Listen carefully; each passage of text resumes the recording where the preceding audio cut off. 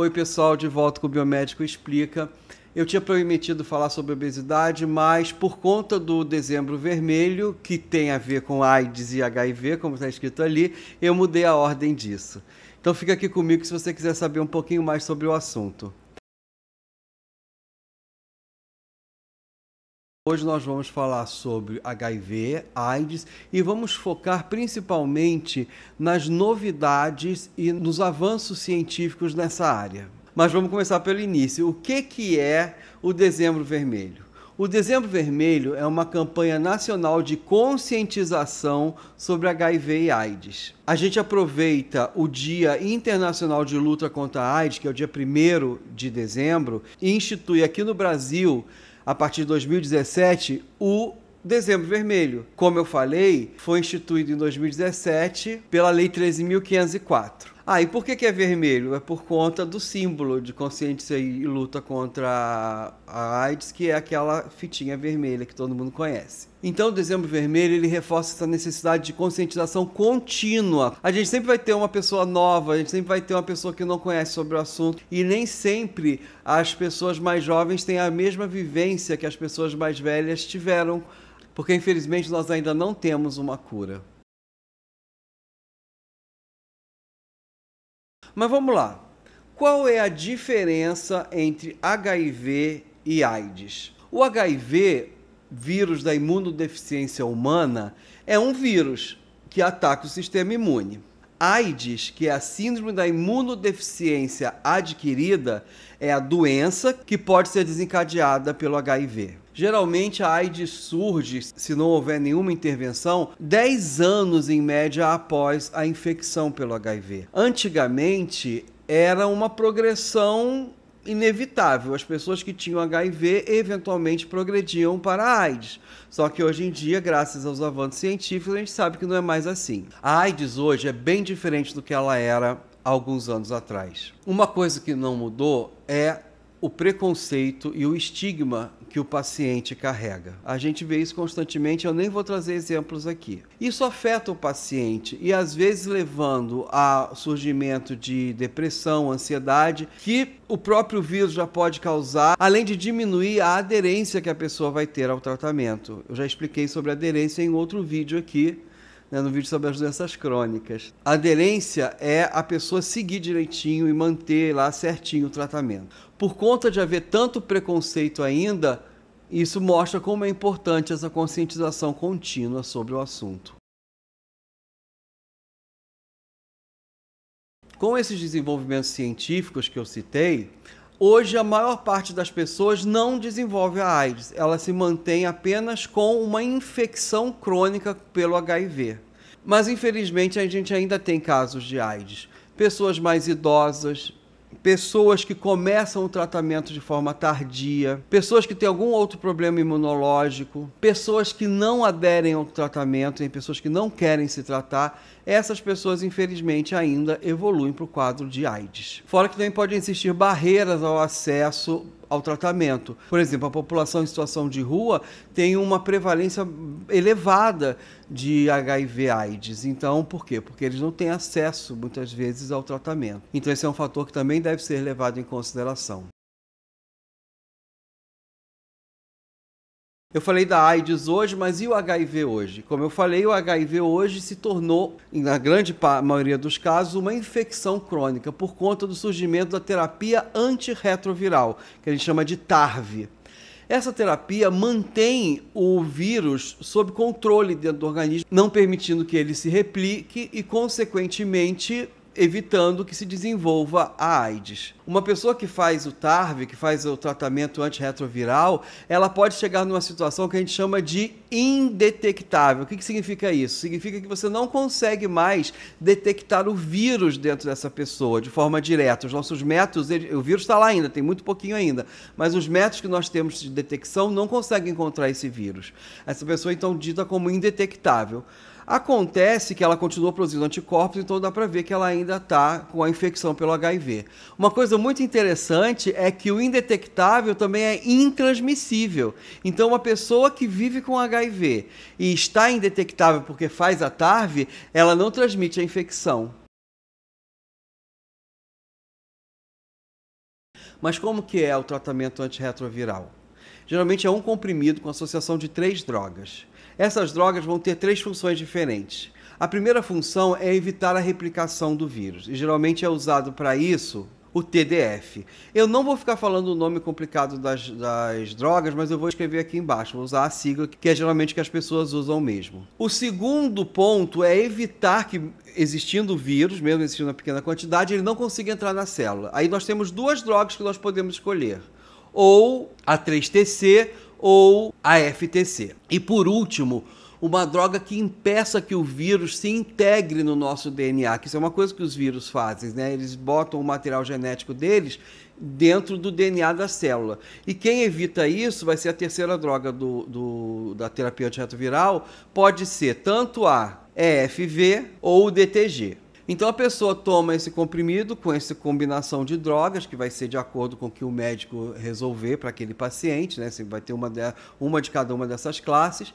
E tem que tomar diariamente, não pode falhar, não pode esquecer, não pode abandonar. Se isso acontece, traz vários riscos, como, por exemplo, a possibilidade do vírus se tornar resistente, a própria infecção progredir e depois ficar mais difícil de tratar. Lembrando que quando a infecção progride, você diminui a sua imunidade. E quanto maior a progressão da infecção, é mais difícil de reverter isso. Por isso também é muito importante o início precoce do tratamento. Além disso, essa adesão é super importante também para manter essa pessoa indetectável e intransmissível, quebrando o ciclo de transmissão do vírus.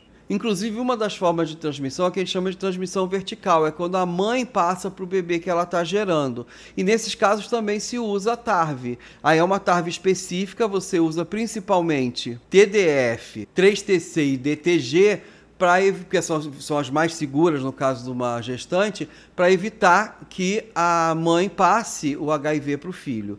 E depois que o neném nasce, ele ainda fica um tempo sendo tratado com AZT, que é uma droga antiga, que era usada no início da epidemia de AIDS e que hoje ela é usada em casos de emergência porque ela tem um efeito bom para evitar o início da infecção. O AZT é um desses bloqueadores virais e ele é muito estudado e por isso então ele é muito seguro de ser utilizado em bebês recém-nascidos. Ele vai fazer esse tratamento durante as 4 ou 6 primeiras semanas de vida. Existem alguns outros esquemas também de tratamento para o recém-nascido, mas aí não vou entrar nesses detalhes. Existem algumas outras drogas que também podem ser utilizadas. Mas o AZT continua sendo a opção mais segura.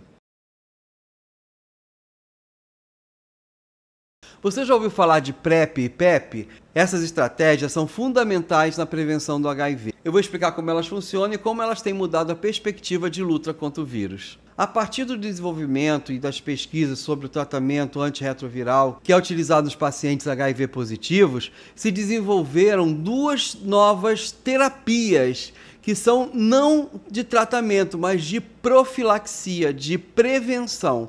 Elas são a PrEP e a PEP. PrEP, profilaxia pré-exposição. Como o nome diz, é uma medicação que é usada para prevenir a infecção. Ou seja, pessoas que fazem uso dela, elas não têm a infecção pelo HIV, mas podem estar com um risco aumentado de entrar em contato com o vírus. As populações que têm maior risco de entrar em contato com HIV são a população de homens gays ou homens que fazem sexo com homens, as de mulheres trans, de usuários de droga, pessoas em situação de rua e pessoas encarceradas.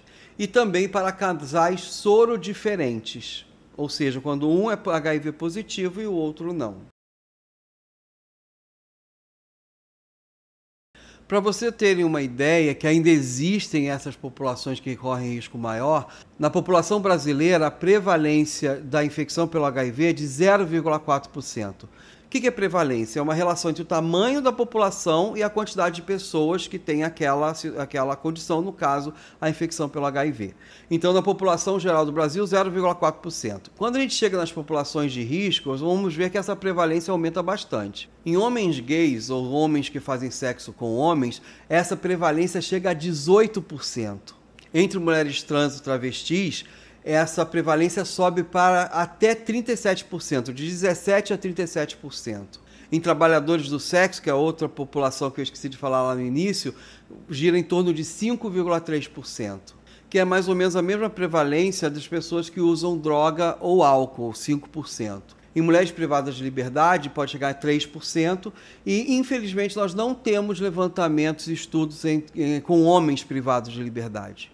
Então, para essas populações, o uso da PrEP é muito interessante. A PrEP se apresenta na forma de um comprimido de uso diário que contém 2 drogas, o TDF e a AFTC. Juntas, essas drogas bloqueiam o vírus caso ele tente infectar as células. Já a PEP é outra coisa, é profilaxia pós-exposição. Caso tenha havido uma situação de risco, que tanto pode ser uma situação sexual, até um acidente de laboratório, quando você se fura com uma agulha, por exemplo, que pode ser uma camisinha que estourou, que pode ser uma relação que se esqueceu de usar a camisinha. E existe o risco desse acidente trazer a infecção pelo HIV, e aí nesse caso é preciso agir rápido. Ela deve ser iniciada em até 72 horas após o acidente e deve ser mantida durante 28 dias. A PEP, então, é uma segunda chance para você se proteger, mas é super importante que esse atendimento médico seja buscado rápido, né? E a gente sabe que aqui no Brasil nós podemos ter acesso à PrEP e à PEP nos postos de saúde. Ou seja, os dois são tratamentos implementados pelo SUS. Agora umas novidades sobre PEP e PrEP. Primeiro sobre a PEP, é a DoxyPEP. A DoxyPEP é você adicionar um antibiótico, a doxiciclina, à PEP. Porque então, além de você prevenir contra a infecção pelo HIV, você também previne algumas outras ISTs bacterianas, como sífilis e clamídia principalmente. Com a gonorreia, a efetividade não é tão elevada. Porém, existe muita crítica em relação à DoxyPEP, porque o uso indiscriminado, o uso profilático de antibiótico pode levar à resistência bacteriana. Então, isso ainda é uma coisa que funciona, mostra-se que funciona, mas a gente tem que acessar o risco. Será que vale a pena expor as pessoas a esse antibiótico com o risco de criar uma resistência e no futuro não funcionar mais? Não temos essa resposta ainda. Eu, particularmente, acho uma situação bastante complexa o uso profilático de antibiótico. Tanto é que a DoxyPEP ainda não foi implementada pelo SUS. Não existem diretrizes, normas em relação à padronização da DoxyPEP. Agora, a novidade em relação à PrEP. Já existe, e já está até aprovado pela Anvisa, o uso de uma PrEP de longa duração, que seria uma injeção a cada 2 meses, aí não teria necessidade de tomar o comprimido diariamente, e esse mostrou até mais eficiente do que a PrEP de comprimido de uso diário, essa PrEP de longa duração. A droga é o cabotegravir. Você começa com uma injeção intramuscular, que é repetida 4 semanas depois, e depois continua tomando a medicação a cada 2 meses. Como eu falei, os estudos demonstraram que ela é mais eficiente do que a PrEP oral diária. E como eu falei, já está aprovado pela Anvisa e desde 2022 já está correndo. Além disso, já tem outra droga surgindo aí. Embora bastante promissor, essa segunda ainda não passou por todas as fases da pesquisa, então ainda não dá para ser implementada. Essa segunda droga é o lenacapavir. Independente de qual droga que seja utilizada, né, essa que já está bastante pesquisada, ou essa que ainda vai ser bastante pesquisada, a gente tem que levar em consideração que tem 2 problemas aí. Primeiro é o custo, que é mais elevado, e o segundo é a aceitação pelas pessoas. As pessoas têm mais tendência a aceitar o comprimido do que a injeção. Mas o benefício da PrEP é inegável. Ela mostra 99% de eficácia em prevenir a infecção do HIV através da via sexual e por volta de 74% de bloquear a infecção pelo HIV pelo uso de drogas injetáveis. A PEP também é altamente eficaz, mas como eu falei, tem que ser feita dentro do prazo, 72 horas, senão depois não é tão eficiente assim. Mas, gente, sempre temos que lembrar que tem que ter a prevenção combinada. O que é a prevenção combinada? Mesmo tomando a PrEP, manter o uso do preservativo, seja ele o preservativo externo ou interno, que é a camisinha, que antigamente a gente falava de preservativo masculino, mas a gente chama agora de preservativo externo, ou então a camisinha feminina, a antiga camisinha feminina, que hoje a gente chama de preservativo interno. A PrEP não previne outras ISTs. Por isso é importante a prevenção combinada. A PEP e a PrEP são ferramentas incríveis que a ciência nos deu para combater o HIV. Mas lembre-se, elas só funcionam sob orientação médica e com adesão. Se você acha que pode se beneficiar de alguma delas, procure o serviço de saúde. A prevenção é o melhor caminho para vencer o HIV. Pessoal, vamos discutir e tirar nossas dúvidas nos comentários? Não se esqueça de mandar esse vídeo para alguém que você acha que pode se beneficiar dessas informações. Vamos juntos combater a desinformação.